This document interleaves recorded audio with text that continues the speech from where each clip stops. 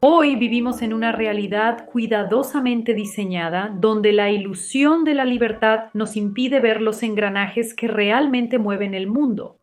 El despertar es ese fenómeno del que tanto se habla hoy en día.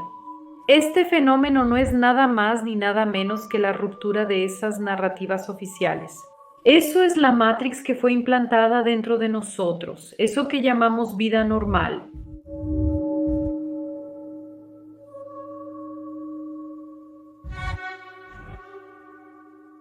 Existe un imperio invisible que controla nuestra vida. Ese imperio actúa en las sombras de nuestra sociedad sin que nos demos cuenta. Todos los días nuestras vidas son manipuladas y controladas por esas entidades ocultas. Y hoy estoy aquí para contarte una de las historias más ocultas de la humanidad. Y si después de este video no despiertas, en serio, lo siento mucho por tu conciencia. Soy Carol Kappel, tu alienígena no alienada favorita. Sean todos muy bienvenidos a otro video que comienza ahora aquí en este canal. Este canal, por cierto, tiene un hermano menor. Si aún no estás suscrito al canal de Shorts, te recomiendo que tomes el enlace aquí en la descripción y te suscribas. Allá publico videos diarios de misterios cortitos, así los ves y no te pierdes absolutamente nada de lo que está pasando en nuestro planetita extraño. Así que toma el enlace aquí abajo en la descripción o aquí arriba en las tarjetas y suscríbete para no perderte de nada. Ahora sí, pon mucha atención en todos los detalles sórdidos que te voy a contar aquí en este video hoy.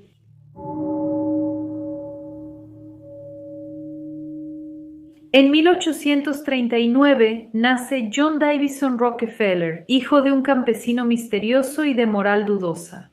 Su padre, William Devil Bill Rockefeller, era conocido como estafador, charlatán y bígamo. Él tenía una vida doble y un talento innato para engañar a las personas. Devil Bill, como así era conocido, desaparecía por semanas solo para regresar con regalos e historias increíbles. Mientras tanto, su familia se sumergía en la pobreza, viviendo en ruinas y pasando frío. Ese ambiente disfuncional moldeó la personalidad de nuestro querido John D. Rockefeller. Y toda esa confusión plantó semillas de ambición, de manipulación y de un deseo incontrolable de poder en la cabeza de ese pequeño niño soñador.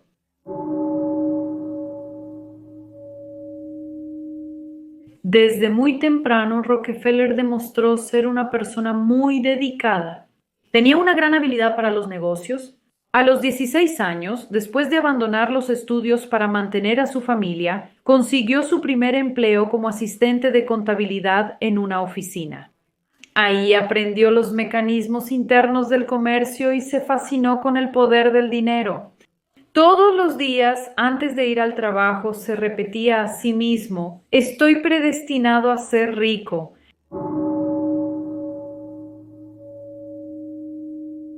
Y a partir de ahí comenzó una jornada totalmente implacable para llegar a la cima del mundo. Fue entonces cuando descubrió el petróleo y su potencial. John vio ahí la oportunidad perfecta, así que, junto a socios estratégicos, creó refinerías y dominó el proceso de producción de queroseno. Pero su genialidad no estaba solo en producir, sino en aplastar a la competencia. Rockefeller firmó acuerdos secretos con los ferrocarriles, garantizando tarifas exclusivas y manipulando el transporte de petróleo de sus rivales. Así comenzaba una nueva forma de guerra, el capitalismo depredador.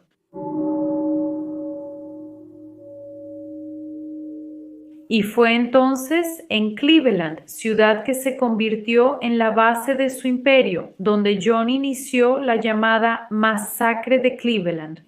Compró y destruyó casi todas las refinerías competidoras. Su táctica era simple y eficaz. Bajaba sus precios hasta que sus adversarios fracasaban y luego compraba las empresas rivales por centavos.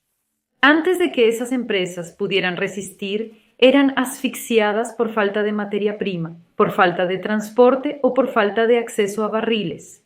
La Standard Oil, entonces, la empresa de John D. Rockefeller, pasó a ser llamada el pulpo, con tentáculos que alcanzaban todas las esferas del sector petrolero.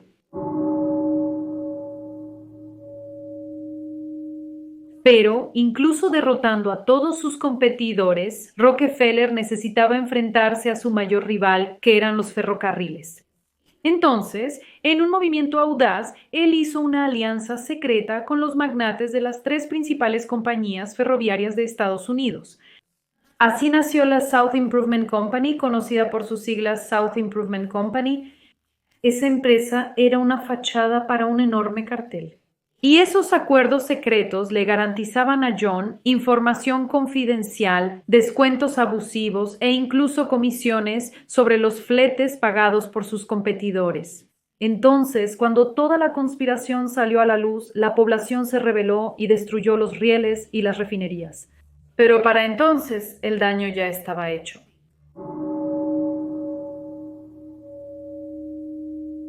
John no se dejó afectar por toda esta historia. Cuando la South Improvement Company fue disuelta, él usó el miedo que había generado como arma. Los refinadores asustados le vendieron sus negocios por migajas y Rockefeller seguía siendo implacable. Compraba todos los barriles y maquinaria disponibles para que sus adversarios no pudieran producir, e incluso cuando lograban producir, él reservaba todos los vagones de tren, imposibilitando así el transporte del producto de sus adversarios.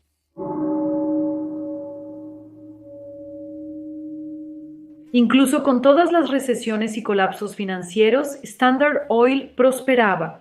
John adquirió refinerías en Nueva York, en Filadelfia y Pittsburgh, construyendo una red de oleoductos que hacía innecesarios los ferrocarriles. Su dominio era absoluto, controlaba el 90% de la industria de refinación en Estados Unidos. Y los periódicos empezaron a llamarlo el hombre más poderoso del mundo, pero para él eso todavía no era suficiente. Andrés Carnegie, el magnate del acero, no aceptaba la supremacía de Rockefeller. Entonces, cuando John compró las minas de hierro y empezó a vender mineral barato, los rivales de Carnegie comenzaron una nueva guerra. Pero John, como siempre, tenía un plan. Él negoció directamente con Carnegie y se vio obligado a cerrar un trato. Y cuando John Pierpont Morgan creó United States Steel, fusionando los activos de ambos, Rockefeller se convirtió en el socio mayoritario.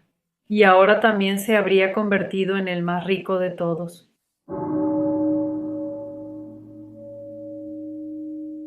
Detrás del imperio que él construyó surgían las sombras.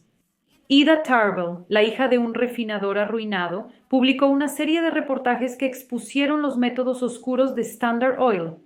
Sobornos, manipulación de mercado, sabotaje, la imagen pública de Rockefeller se desvaneció. El propio presidente Theodore Roosevelt aprovechó la conmoción popular para lanzar una guerra legal contra el imperio de Rockefeller.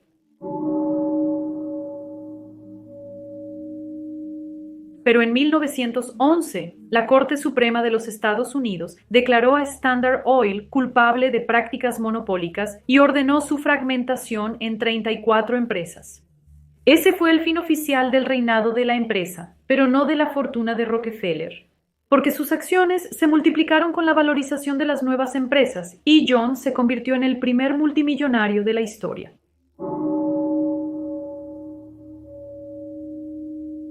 Con la imagen pública arruinada, Rockefeller empezó a dedicarse a la filantropía. Esa filantropía, de hecho, es muy cuestionada. Él creó la llamada Fundación Rockefeller y donó millones a la medicina y la educación, pero solo para poder controlar la medicina y la educación.